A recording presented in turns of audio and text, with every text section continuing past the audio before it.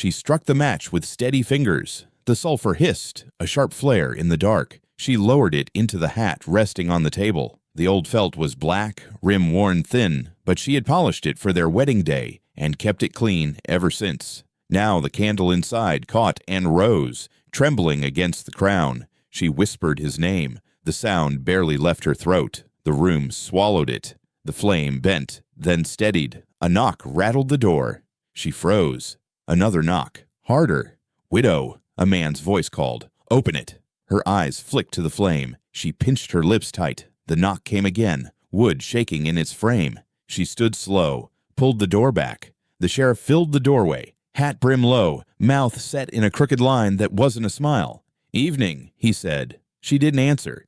"You gonna invite me in?" "No." He glanced past her shoulder, eyes catching on the candle glow. His jaw shifted. "That his hat?" She didn't blink. "You know it is." "You lit something in there." "Just a candle." "Strange place to burn one." Her fingers tightened around the door. "It's mine to burn." The sheriff's boots scraped as he leaned against the post. He didn't step inside, but he didn't leave either. "You've had folk whispering, widow, saying you keep talking to the dead." She held his stare. "Folk talk because you let them." "That a charge?" "That's the truth." The flame flickered. She felt heat on her back, though the air between them stayed cold. The sheriff's voice softened like he was explaining to a child. "There are men in town who think your husband didn't fall by chance. Men say he hauled salt where he shouldn't." Her mouth was dry. "And what do you say?" "I say he should have known better." Her hand trembled, but she pressed it against the doorframe to hide it. "You came here to remind me." "I came to tell you not to stir what's settled." Her voice cut sharp. "You think it's settled?" He paused. "He's in the ground, ain't he?" The candle behind her flared. She smelled smoke stronger than it should be. She lowered her voice. "You didn't come for me. You came for him." The sheriff's eyes narrowed. "Careful now." She stepped closer to the door, blocking the glow.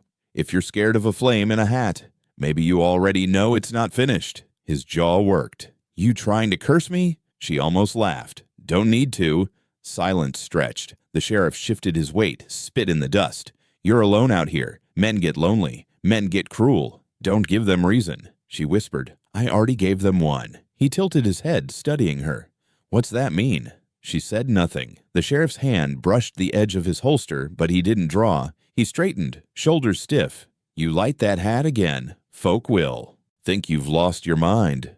"Maybe I have," she said. He stared at her a long time. Then he tipped his own hat, slow, like mocking the dead man's memory. "Keep your candle," he muttered, "but don't let it spread." He turned, boots crunching down the porch steps. She closed the door soft, leaned her head against the wood. Her breath shuddered. The candle still burned in the hat. The flame didn't waver now. It rose steady, almost taller, licking at the air with strange calm. She sank into the chair across from it. "You hear that?" she whispered. The flame bent forward like nodding. She pressed her palm flat on the table. Her wedding ring glinted faint, though the gold had dulled with years of work and grief. "They think you hauled too much. They think you crossed lines, but I know better." The flame hissed, wax dripping slow. Her voice dropped. "Tell me what to do." A floorboard creaked in the back room. She stiffened.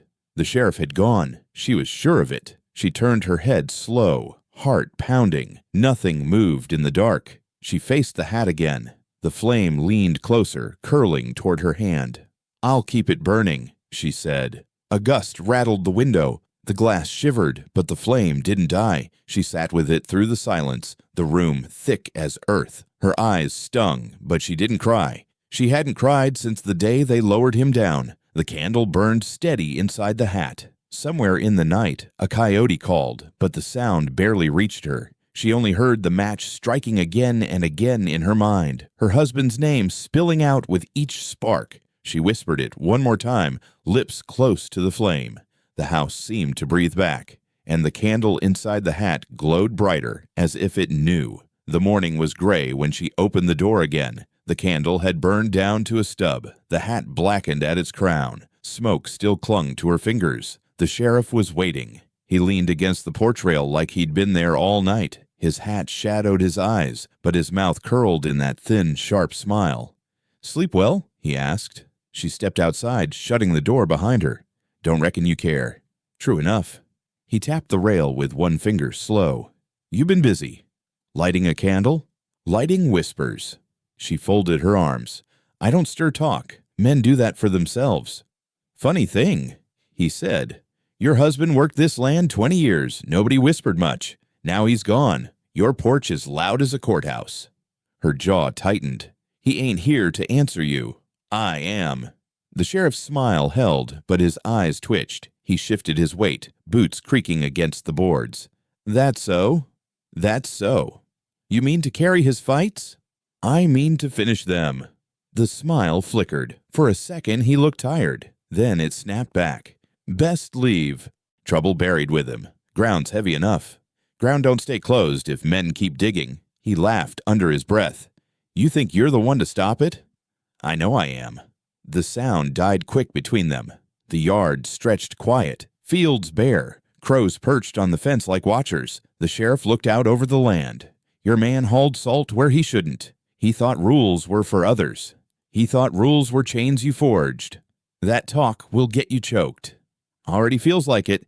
His smile thinned further, almost gone. He turned back to her, eyes hard. You talk like that again in town, I'll call it slander. You call it what you want. Truth don't need your name. The sheriff let the silence stretch. He chewed his lip, then pushed off the rail. He stepped closer, close enough that she smelled the tobacco on his breath. You know why I'm here, widow. She held her ground. To scare me. Part of it. What's the other part? He leaned close, voice low. To see if you'll burn with that hat. Her stomach nodded, but she didn't flinch. If I do, you'll be first in the fire. His smile broke into a short laugh. You talk brave for a woman alone.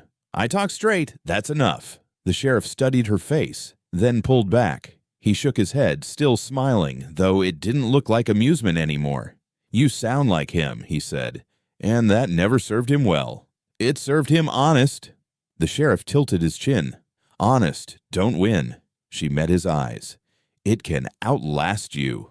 The words hung between them. His smile faltered for good this time. He cleared his throat, turned toward the yard. You got folks thinking you're touched, he said, voice flat. Talking to fire, whispering names. I let them think it's grief. Don't make me call it madness. Madness to you, she answered. Memory to me. His hand brushed the butt of his revolver. Not a threat, more like a habit. Careful what you claim. Some things once said can't be unsaid. And some things once done can't be undone. He looked at her porch, her windows, her walls like he could see through them. His eyes stopped at the door she had shut behind her. That hat don't belong on a table, belongs in the ground.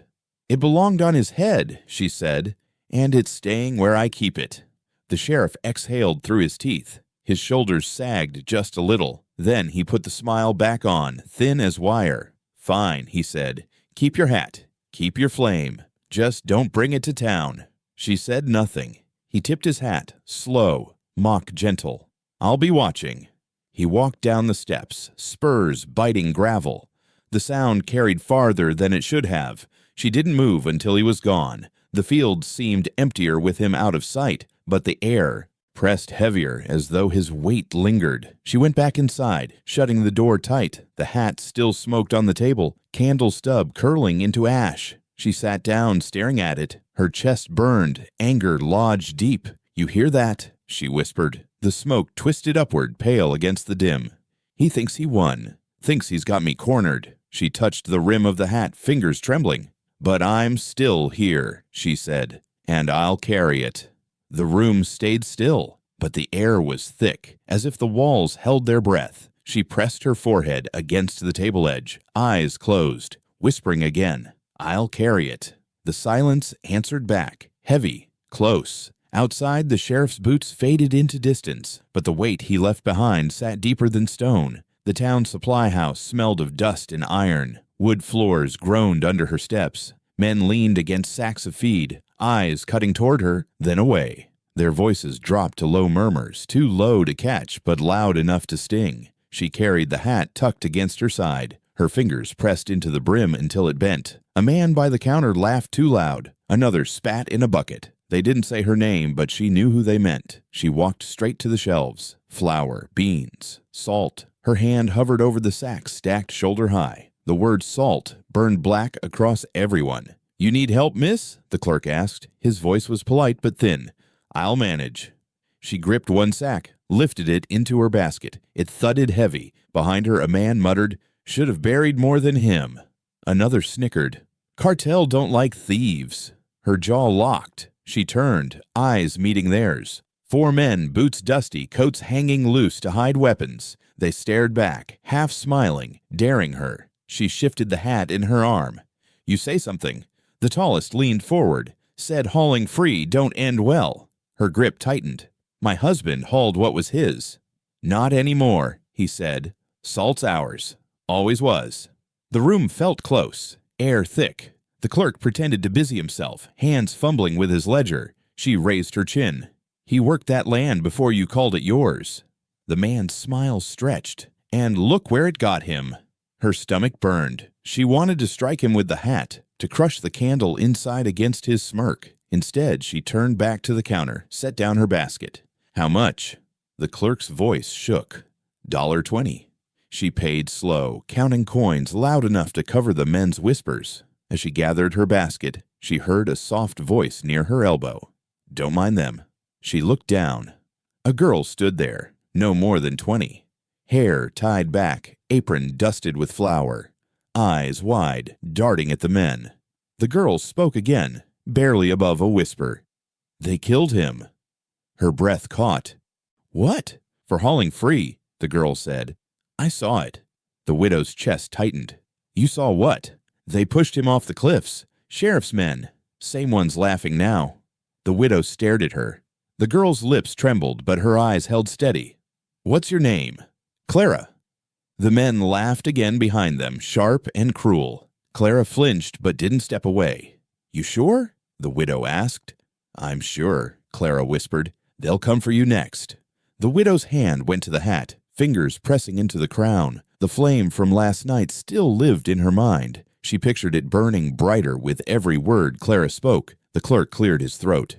"You ladies best be on your way." The widow lifted her basket.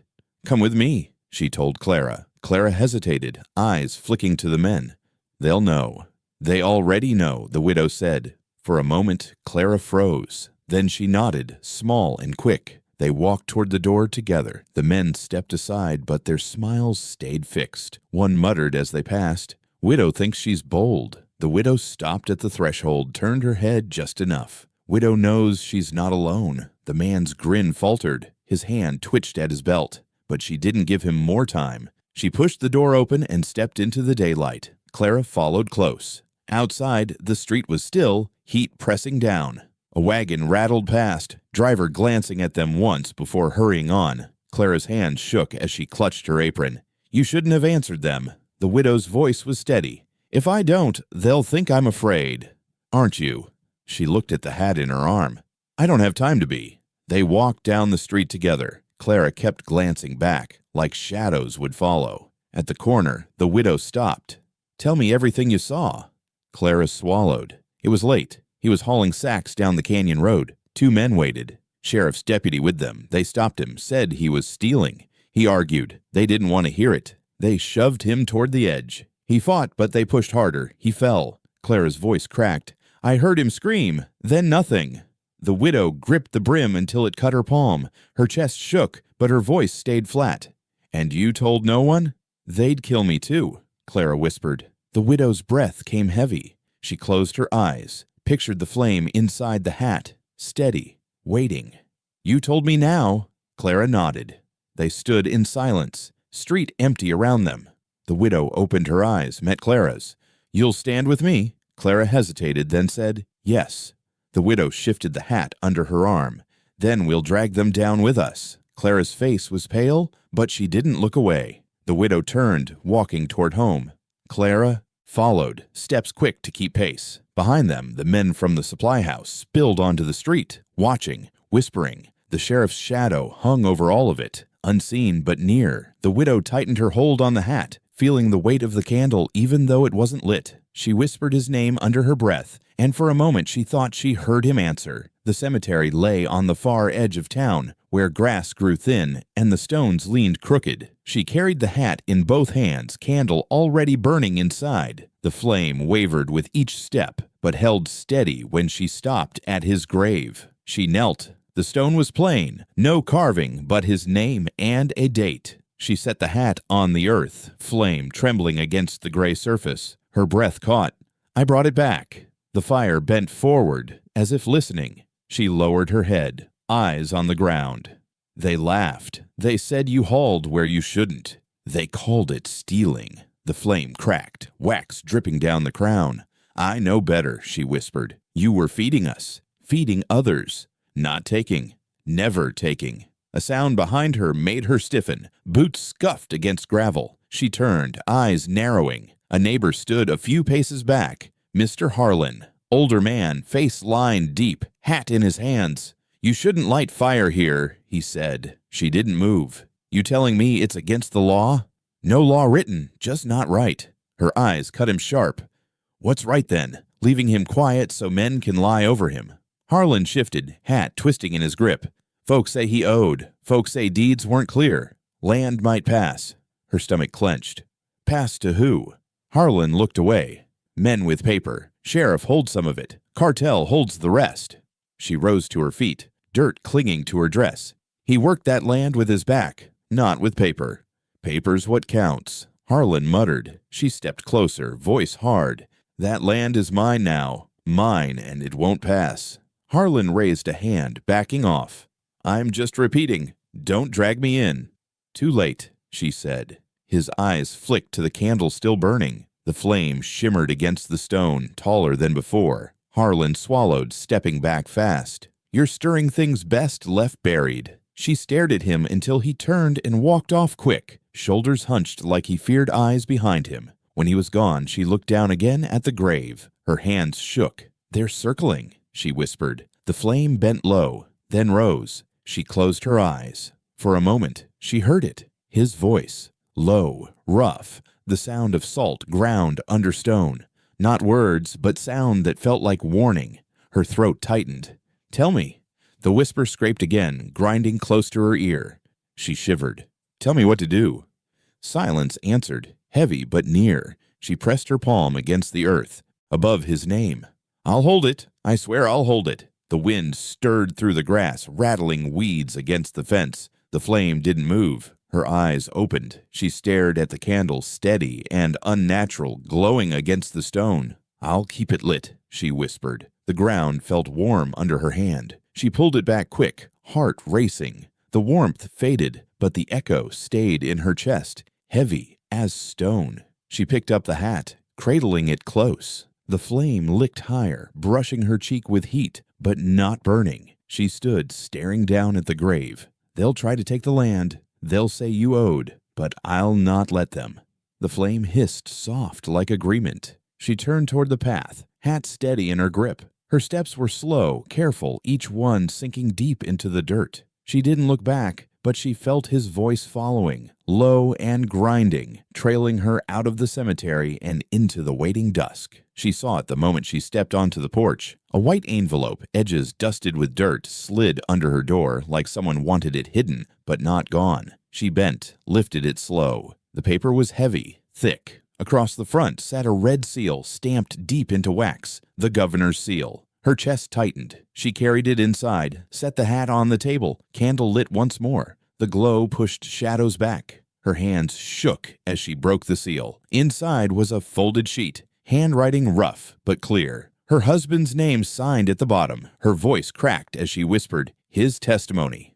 The candle flickered tall. She unfolded it, eyes scanning the words. Land deeds, salt hauling, prices rigged by the sheriff and his men, witness names written bold. At the end, her husband's promise, I swear this under oath for truth and justice. Her throat burned. She pressed the page flat on the table, leaned close to the flame. You wrote this, she whispered. The fire bent, pulling toward the words. She read aloud, her voice low but firm. Each line spoke of men in power, taking what was not theirs, carving profit from the backs of the poor. Each line felt like his voice bleeding through. When she finished, silence swallowed the room. Then the candle guttered, flame shrinking, as if something unseen had leaned over and breathed against it. Her breath caught. "You're here." The wick hissed. Wax spilled down the crown of the hat. "Why now?" she whispered. The room stayed still, yet she felt it, the air heavy, the walls close. Her eyes stung. "You were going to speak this in front of them, weren't you?" The flame bent once, sharp. "And they stopped you." The wick flared again, then steadied. Her hands curled into fists. "They kept this from me, hid it, thought it would die with you." The candle shook, smoke rising thin, curling like a hand. Her chest heaved. She pressed the paper close to her heart, then set it back by the flame. "You left me the truth," she said. A knock rattled the door. She jumped. Her eyes darted to the paper, then the hat. The candle hissed but didn't die. She stood, walked to the door, cracked it open. No one stood outside, only the dirt road, empty, quiet. Her gaze dropped, boot prints in the dust, fresh. Whoever left the envelope had been close. She closed the door, bolted it. Clara's voice whispered in her mind. They pushed him. Her husband's words lay open on the table, ink thick, final. She whispered, "You tried to bring them down." Alone. The flame bent toward her again. "I'm not alone now," she said. Her hand touched the brim of the hat. "I'll carry it. I'll speak it. I'll burn them if I must." The flame leapt higher, brighter than before. She stepped back, heart pounding. The house filled with heat, though the candle was small. The light spread across the walls, glowing against old wood, making every crack shine. She closed her eyes. For a moment she heard his voice again, low, rough. A single word whispered close, "Hold." Her knees gave, and she sank into the chair. She gripped the table edge, staring at the flame. "I'll hold," she said. "I promise." The light softened, lowering, steady once more.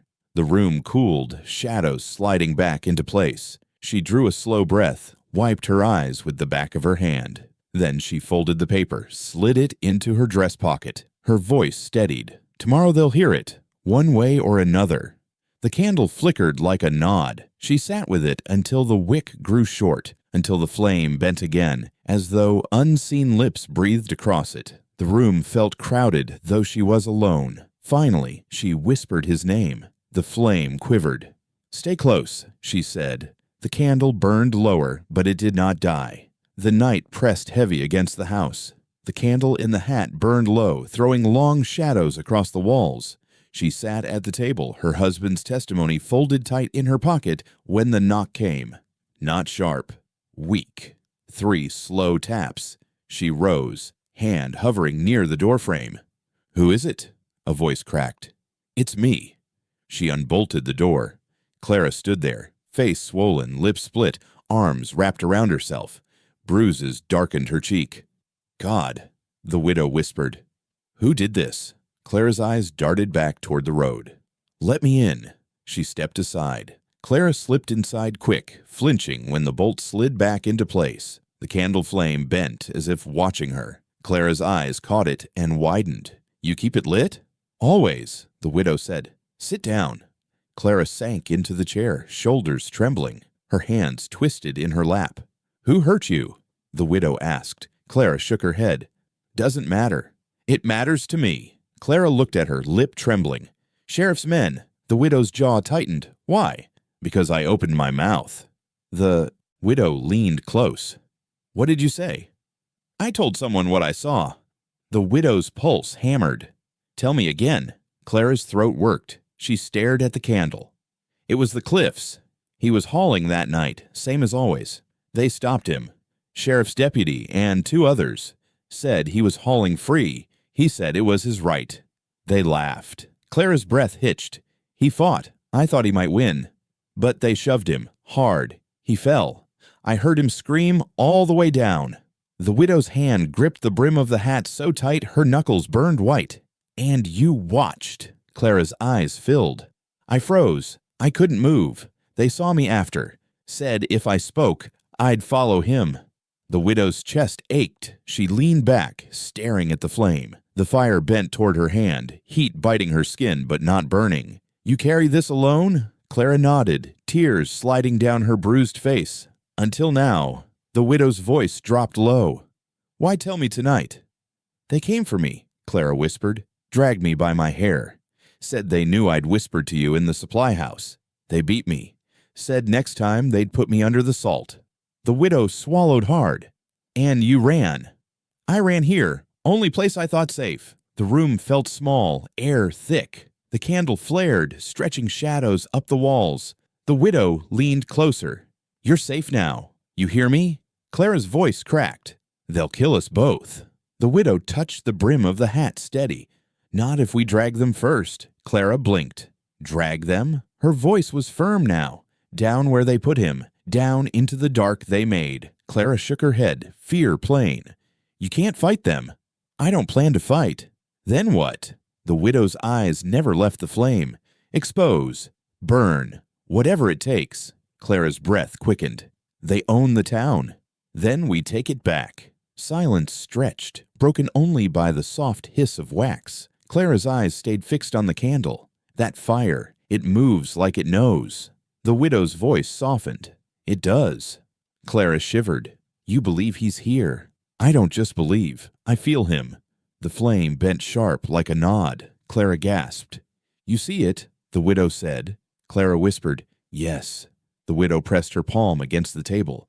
Then you know this ain't just ours. He's with us. Clara's tears fell harder. I'm scared. So am I. What if we fail? The widow gripped her hand firm. Then we fall together, but not silent. Clara's shoulders shook. She covered her face. I don't want to die. You won't, the widow said, though her voice wavered. Not before they do. Clara lowered her hands. What do we do first? The widow touched the folded paper in her pocket. I have proof, his testimony, written and signed. They tried to bury it. Clara's eyes widened. How did you? Governor's seal. The widow cut in. Left at my door. Someone wants it read. Then read it. Not yet. Not until it cuts deepest. Clara shivered. They'll burn you for it. The widow glanced at the hat. Let them try. The candle flickered high, throwing both their faces into gold and shadow. Clara's gaze steadied, bruises stark in the light. If I stand with you, I'll be marked. You're already marked. Clara exhaled sharp, then nodded. The widow's grip on the hat tightened. She whispered his name once more. Low. The flame swayed as if answering. She looked Clara dead in the eye. Then we'll drag them down with us. Clara whispered back, together. The house held still. Outside, the night creaked with distant boots on dirt, but they didn't knock. Not yet. The two women sat by the candle's glow, shadows rising behind them like a promise waiting to be kept. She and Clara sat by the candle's glow until the house felt too small. When the night leveled out, the widow stood, slid the testimony into her pocket, and lifted the hat. The flame burned steady. Clara rose with her. Now, Clara asked. Now, the widow said. They stepped into the dark. The road to town stretched quiet. The widow kept the hat close, guarding the flame with her palm. Clara walked a step behind, eyes flicking at every shadow. Behind the jail, the widow said. He smokes there. You sure? I've watched him for years. The jail's back wall lay in the alley, brick patched rough, a door sagging on its hinge. A match scraped, smoke drifted, a cough followed. She stepped into the alley. Clara stayed at the mouth, stiff as a fence post. The deputy glanced up. He froze when he saw the hat. Evening, the widow said. You can't be here, he stammered. I'm already here. His gaze locked on the glow inside the crown. He stepped back. Don't bring that here. You know what this is. Put it out. No. He looked toward the door, then back at her. Go home. He screamed when he fell, she said. You heard it. He flinched. His cigarette burned to his fingers. He cursed, crushed it underfoot. You should leave. I will. When you tell me who pushed him. I don't know what you're... Clara's voice cut from the alley mouth. Yes, you do. He jerked. Who's that? Someone who saw you. The widow said. His hand twitched toward his belt. She raised the hat. The candle's glow brightened his face. Don't, he whispered. Then speak. I can't. You can. He hugged himself. We were told to stop him. By who? Orders. Say the names. You think you'll make me? I don't have to. You already want to." He blinked fast. "Sheriff said your man was hauling untaxed. Said no one rides free. And the cliff." His voice cracked. "Wasn't meant to go that far." "But it did." He nodded small. Davis shoved. Cole grabbed his arm. "I tried to pull him back. I swear I did. He slipped." Clara stepped forward. "You didn't try." His eyes dropped to her bruises. "They did that to you." She said nothing. The widow stepped closer. "Say their names again." Deputy Davis, Cole Harper. Sheriff stood on the ridge. He didn't touch him. He just watched. When it was over, he told us to shut our mouths. "And you did," she said. "I have a family." "So did I." He rubbed his face with shaking hands. "I hear him in my sleep. The scream. Then nothing." "Not God's silence," she said. "Yours." He sagged against the wall. "Please, put the light away." The candle brightened. He squinted, tears streaking. "I have his testimony," she said. "Signed, sealed, hidden." He drew a breath like a sob. "If you read it, they'll come for you." "They already came," she said, glancing at Clara. "But I'm still standing." Clara's voice shook. "Will you stand with us?" "I can't go against the sheriff." "You just did," the widow said. He pressed his head to the bricks. "What do you want?" "The truth, spoken loud." He choked. "Town Square. Tomorrow night." He shook his head. "He'll hang me. He'll try. We'll hold you up." He stared at the hat like it might swallow him. "What is that flame?" "It's what I have left. I don't want to die. You might live right for once." He laughed, bitter, coughed. "You talk like a preacher. I talk like a wife. If I speak, will you keep me safe? I'll try. And if I run, I'll still speak." He looked at Clara. "I'm sorry." She held his gaze. "Say it to his grave." "I will." A door creaked at the alley's end. Footsteps. A shadow crossed the light. The deputy tensed. "Go," he whispered. "Both of you, please." "You'll be there." His voice broke. "I'll be there." She searched his eyes, found fear, not lies. She lowered the hat, shielding the glow. "Tomorrow night," she said. He nodded, shaking. "Tomorrow." She and Clara slipped out. Behind them, the deputy slid down the wall, covering his face. He whispered words too low to catch. The candle in the hat burned on, steady, as they walked into the thinning dark.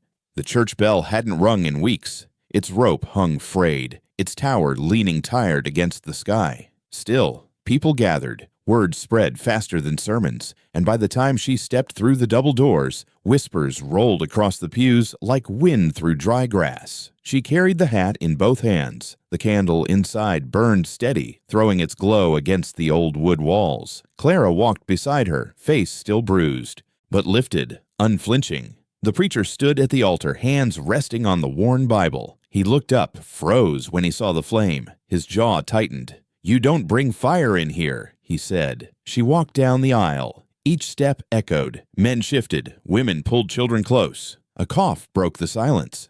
"I'll bring it where I need," she said. "This is God's house. This is the people's house. And the people should see." Gasps rippled. She stopped at the altar, set the hat dead center. The flame climbed, licking air higher than a candle should. The preacher's face darkened. "You mock the Lord." "No," she said. "I honor the truth." He glanced at the crowd. "Take her outside." No one moved. The flame hissed. Bending toward him, she raised her voice. "They pushed my husband off the cliffs, sheriff's men." Clara saw it. The deputy confessed. "And here," she pulled the folded page from her pocket, slammed it on the altar, "is his testimony, written and signed." The room filled with murmurs. Townsfolk leaned forward. Men exchanged looks, uneasy. A woman in the back whispered, "Governor's seal." The preacher slammed his palm on the Bible.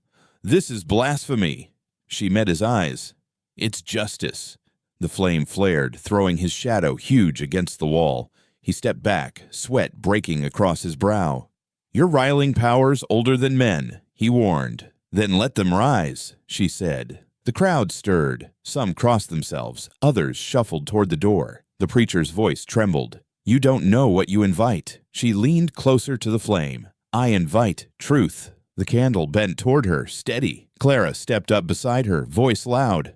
"I saw it. They killed him, and they beat me to keep me silent." Gasps rose again. Faces turned sharp toward the exit, toward the lawmen, not yet there, but sure to come. The widow pointed to the paper. His words, my witness, her eyes, all of it. How much more do you need?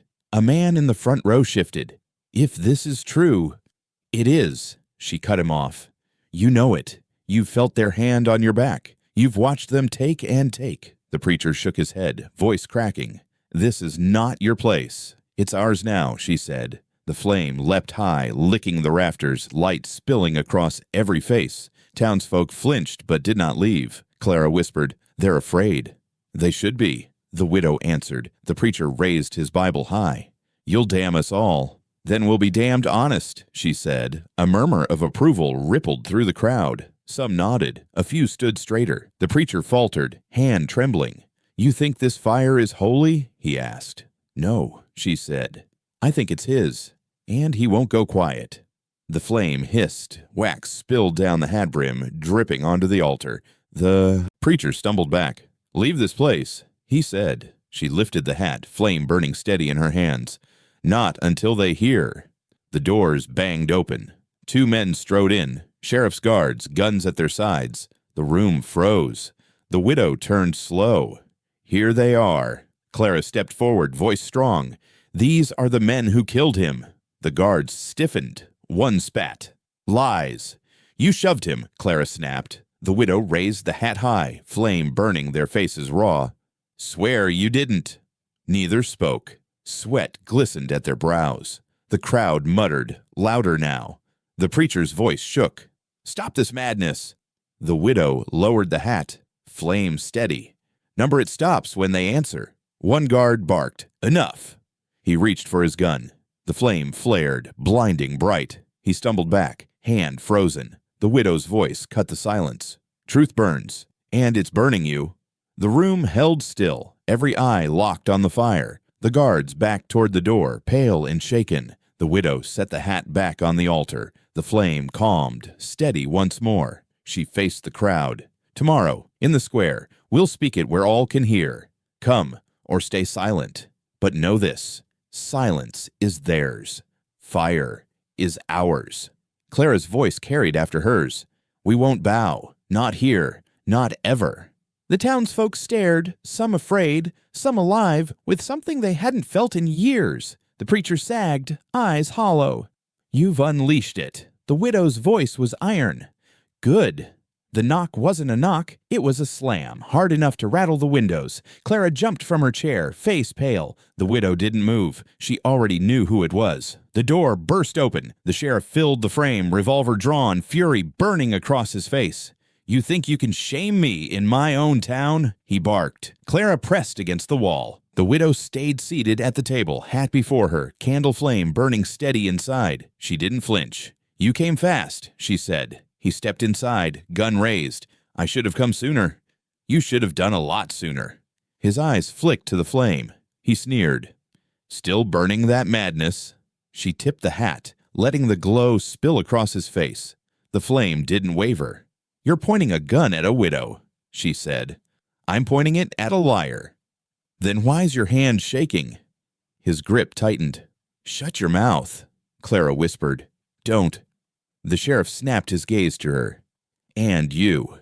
You open that bruised mouth again, you'll choke on dirt. Clara shrank back. The widow spoke calm. You don't scare her anymore, or me. The sheriff's jaw clenched. You lit a fire in the church. You made fools listen. You dragged my men's names through mud. I dragged them through truth. You think this town will stand with you? They'll scatter. When I'm done. They've scattered already, from you. He stepped closer, gun almost at her face. His breath came ragged. I should end this now. She lifted the hat higher, candlelight blazing. Do it then. Pull the trigger. His eyes locked on the flame.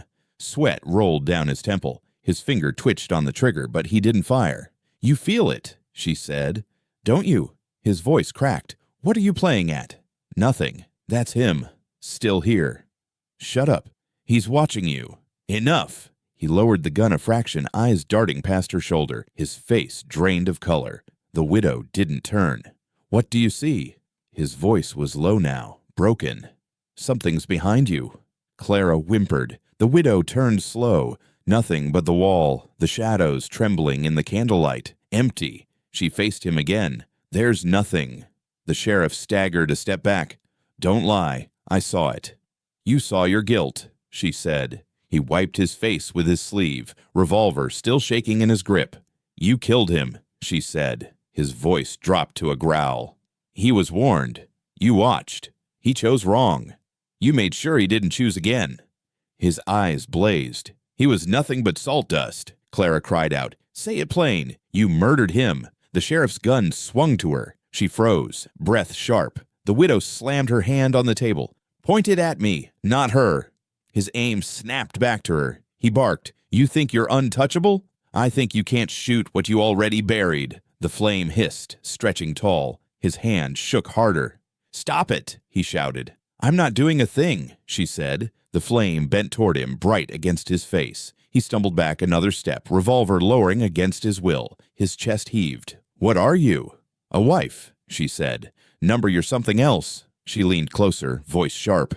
"Number, you're the something else. A man who hides behind a badge while he rots inside." His breath rasped. He looked again, past her shoulder, eyes wide. "He's still here." "You're right," she said. "And he's not done." The sheriff's lips trembled. His revolver dropped to his side. The widow didn't blink. "Leave." His voice cracked. "This ain't over." "Leave," she repeated. For a long second he stood frozen, eyes locked on the flame. Then he backed toward the door, boots dragging. He turned once, gun hanging limp in his hand, then pushed out into the night. The door shut hard behind him. Clara sagged against the wall, shaking. He saw something. The widow stared at the candle. The flame danced gentle now, as if calmed. Her voice was flat. "So did we." The room settled into silence. Outside, boots faded into the distance. Inside, the hat glowed steady, the promise of fire waiting. For more. The air turned colder as they walked past the edge of town. The widow carried the hat high, candle flame burning like a torch. Clara followed, clutching her shawl tight. "You sure about this?" Clara asked. "I'm sure. They say no one goes near the old well." "That's why we will." The path dipped, earth soft with salt dust. Boards creaked under their steps where miners had once laid a walkway. The well stood ahead, wood frame rotted, rope long gone. The black mouth yawned wide. Clara stopped. "It feels wrong." The widow set the hat at the rim. The glow spilled into the pit. "It feels honest." "You want to climb down?" "Yes." "Why?" "He left something down there." "I know it." Clara shook her head. "If the sheriff finds us, then he finds us." Clara swallowed hard, then nodded. The widow lifted the hat again, balancing it in one hand. With the other, she grasped the slick stones lining the shaft. She began to descend. Clara followed, feet scraping, breath shallow. The air grew damp, bitter with salt. The flame painted the walls, pale white crystals glistening like bone. Halfway down, Clara whispered, "Do you hear that?" The widow paused. Faint scraping echoed below like stone grinding. Her skin prickled. "Keep moving," she said. They reached the bottom. The chamber stretched wider than expected, walls scarred with old pick marks. Salt dust coated the ground. Clara stepped close to the flame. "What now?" The widow raised the hat, sweeping light across the walls. At first, nothing but scratches. Then she froze. Carvings, words etched into the salt. Her husband's name, cut deep, again and again. Clara gasped. He was here. The widow touched the grooves with trembling fingers. Salt crumbled beneath her touch. He scratched his name so they wouldn't erase him. Clara whispered, "He's not gone. He's waiting." The widow's chest tightened. She lowered her head, lips close to the stone. "I hear you." The flame bent toward the carvings, burning steady. Clara's voice broke. "What if he's trapped?" The widow whispered, "Then we'll bring him out." The chamber creaked. Dust drifted from above. Clara flinched. It's not safe. Neither is silence. They moved deeper. More carvings covered the walls. Numbers, words half-formed, lines crossing over one another. Desperation frozen in salt. Clara shuddered. He knew he'd die here. The widow shook her head. Number, he fought to live. Clara glanced at her. "You sound sure." "I feel it." A sudden crack echoed above. Pebbles rained down. Clara grabbed her arm. "We need to go." "Not yet." The widow pressed her hand against the wall, whispering his name again. The flame jumped, lighting a corner darker than the rest. She turned. There, etched deeper than all others, was one final word. Hold. Her breath caught. He left me. This. Clara read it, voice trembling. What does it mean? It means don't let go. Don't give them what they want. Clara's eyes filled. Then we can't stop. No, the widow said. We won't. The chamber moaned again, ceiling shivering. Clara panicked. We have to climb back. The widow lifted the hat, flame steady. He's with us now. Clara nodded, though fear clung to her face. They scrambled up the shaft, stone biting into their palms. The widow went first, hat clutched tight, flame never dying. Clara followed close, gasping with effort. Near the rim, a shadow moved above. The widow froze. Someone's here, she whispered. Clara whispered back, Who? Boots shifted on wood. A man's voice muttered. Sheriff said they'd come. The widow gritted her teeth. She hauled herself up, flame first. The light burst across the surface, blinding. The figure staggered back, cursing. Clara climbed out after her. The widow held the hat high. You watching? The man shielded his eyes, one of the cartel's thugs. He spat, muttered, then turned and ran into the dark. Clara trembled. He'll tell them. Good, the widow said. They stood by the rim, breathing hard, the night thick around them. The flame flickered tall, brighter than before, as if the carving still clung to it. Clara whispered, He's with us. The widow's eyes stayed on the horizon. He's waiting, and so are we. They walked back toward town, salt dust clinging to their clothes. The hat's glow lit the road, a steady fire against the dark. The square filled slow. Wagons stopped along the road, men leaning from their seats, women clutching children. Dust hung thick in the air. At the center, she stood with Clara at her side, hat in one hand, folded testimony in the other. The candle burned steady, a strange fire against the morning light. Whispers rippled. Some sneered, some crossed themselves, some stood silent as stone. She raised her voice. Sheriff. Heads turned toward the jail. The door opened. The sheriff stepped out, flanked by Davis and Cole. Their boots hit hard against the boards, echoing down the street. He barked, What game is this? No game, she said. Truth. He smirked at the crowd. Widow's gone mad. She lifted the paper high. My husband's words. Signed. Sealed. Buried by you. Gasps rose. The seal glimmered red in the sun. The sheriff's face darkened. You think that proves anything? It proves you knew, she said. You stole his voice, but I found it. She set the hat on the ground, flame burning bright. The crowd stepped back, uneasy. Here's his light, she said. Here's his truth. Davis Street, blasphemy. Clara shouted, Murder! The sheriff's smile twitched. Careful, girl.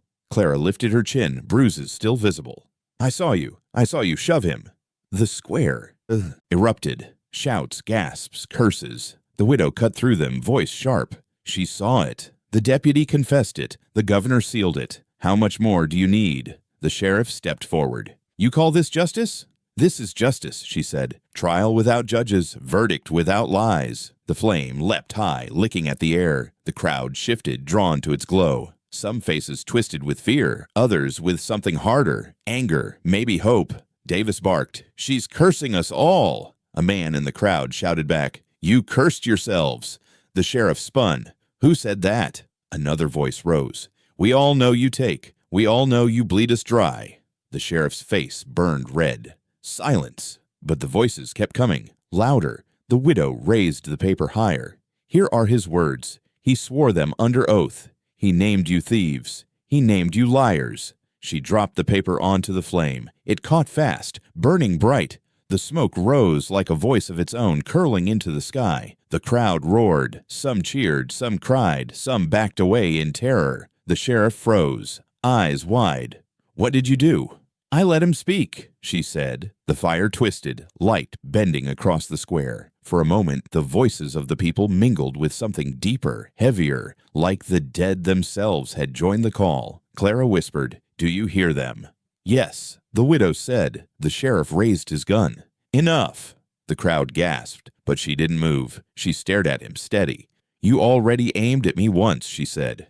You couldn't fire. His hand shook. The gun wavered. Davis and Cole looked to him, waiting. She stepped closer to the flame. You see him, don't you? The sheriff's eyes darted. Sweat rolled down his face. No. Yes, she said. He's standing with us. The crowd murmured, pressing in. Cole shouted, "It's tricks! Smoke and lies!" A woman in the crowd yelled back, "Then why's your hand shaking?" The square surged with voices, louder, harder. The widow's voice cut sharp. "Sheriff, this is the end of your hold." He shouted, "I am the law." "You're the rot," she said. The candle flared, smoke curling around him. His face went pale, his body stiff. His revolver clattered to the ground. The crowd roared. Some pushed forward, others hung back, fear clashing with fury. Clara gripped the widow's arm. "They're with us. For now," the widow said. Davis grabbed the sheriff's shoulder. "We have to go." The sheriff staggered, eyes fixed on the flame. He whispered, "He's here." Then they fled, shoving through the crowd. The widow bent, lifting the hat once more. The candle burned steady inside, as if nothing had passed. She raised it high. "You saw it. You all saw it. No more silence." The crowd erupted again. Some cheered. Some wept. Some whispered of curses. But none could look away from the flame. Clara's voice carried. "It's not over, but it's begun." The widow held the hat close, steady in her grip. She whispered to the fire, low enough that only she could hear. "You're still with me."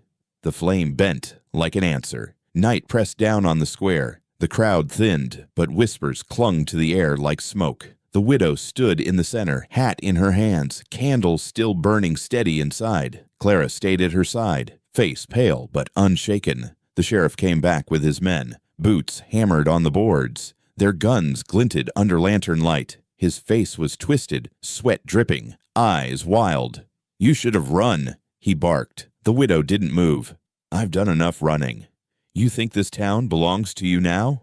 "It belongs to no one. Not you, not me. Only the truth." The sheriff snarled, stepping forward. "Truth don't matter when you're dead." He lunged. The flame leapt high, blinding. Brighter than lanterns, brighter than any candle should burn. Heat swept the square. The men staggered, choking, hands over their eyes. Clara cried out but held her ground. The widow raised the hat higher. The sheriff froze mid-step, eyes wide, face lit raw by the glow. He gasped. "He's here!" The widow's voice cut sharp.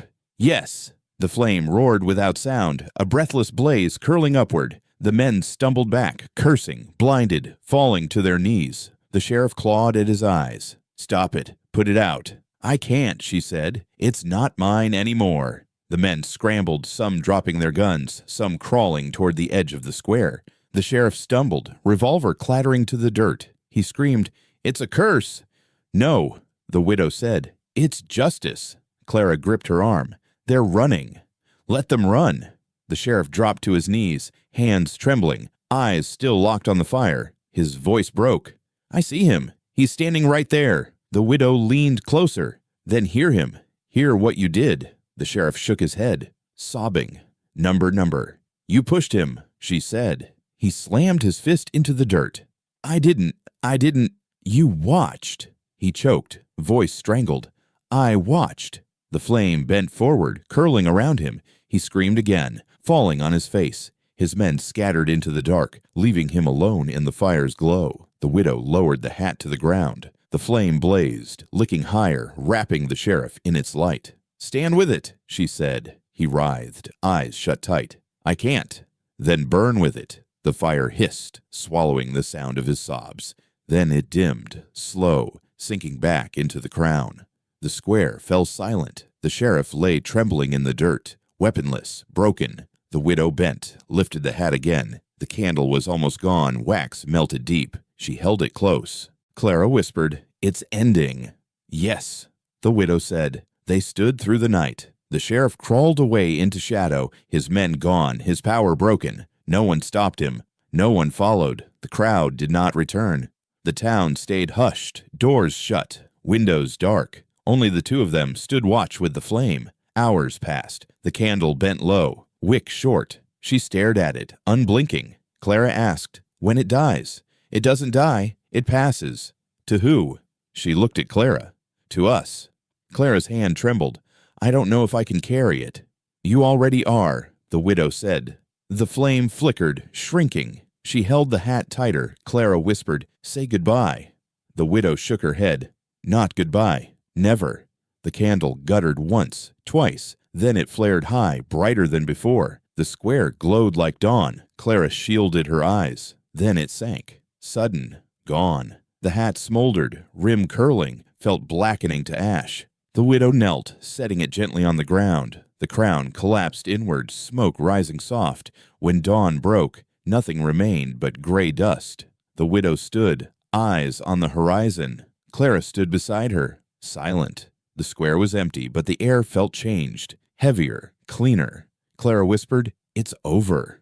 The widow's voice was low, steady. "Number, it's ours now." They turned, walking out of the square together. The town stayed quiet, watching from its windows, saying nothing. The widow did not look back.